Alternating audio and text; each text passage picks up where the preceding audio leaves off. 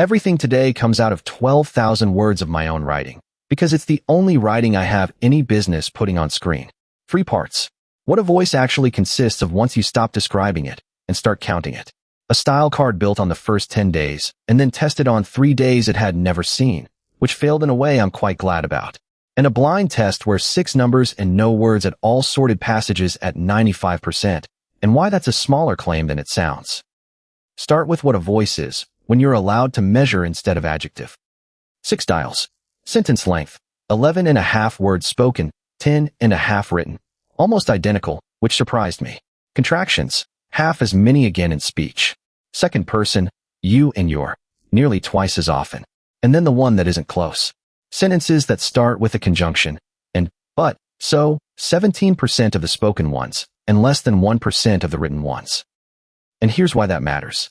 Make it warmer is not a thing you can be wrong about, so it's not a thing you can get right either.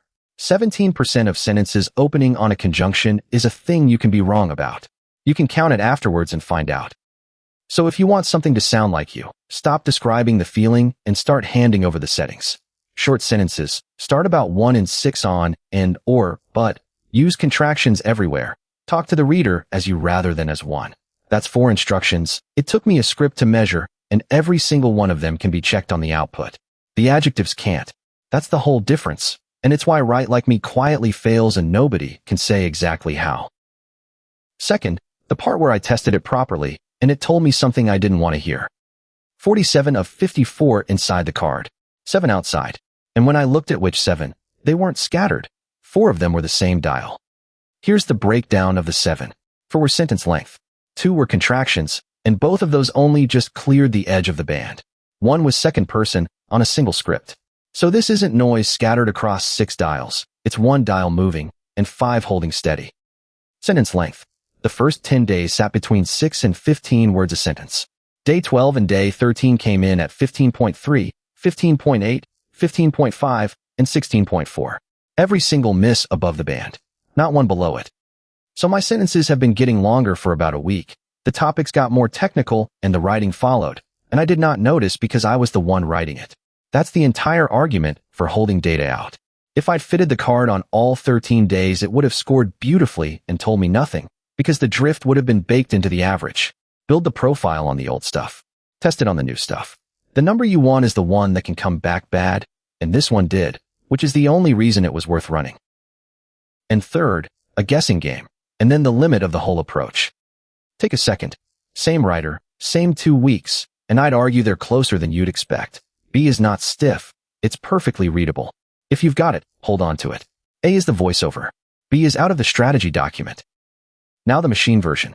I chopped both bodies of writing into equal chunks and sorted them using nothing but those 6 measurements. No words, no meaning, just the counts. 36 out of 38. 1 spoken passage called written, 1 written passage called spoken, and everything else correct. But here's the thing I want to be careful about, because it would be very easy to oversell this. 95% sounds like it identified me.